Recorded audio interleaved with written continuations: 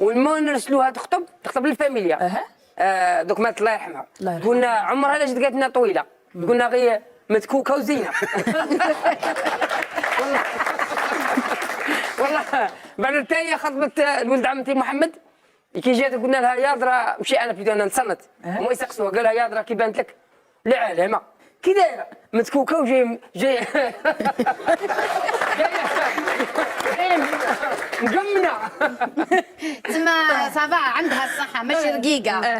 متكوكه. اذا رانيا نكملوا، قلنا الطول ومن بعد قلتي لازم تكون الجمال يكون موجود، وعندنا الثقافه عامه. التحاوي ابخي لازم تكون هي عندها كيفاش نفهمكم تقدر تمثل بلادها. عندها يعني ثقافه يعني على بلادها، باش كي تروح لمصر ويطرحوا عليها الاسئله تعرف تواجه.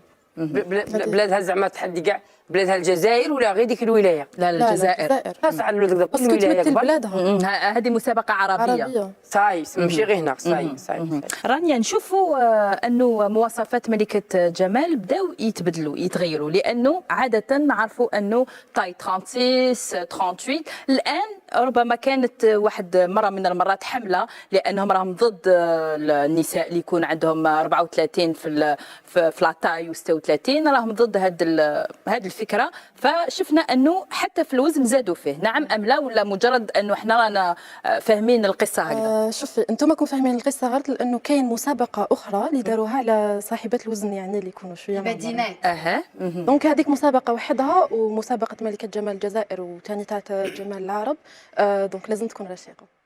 تشوفوا انه مازالوا يحوسوا على الرشيقات. انا ربي تغيرت الامور. سي في على مود.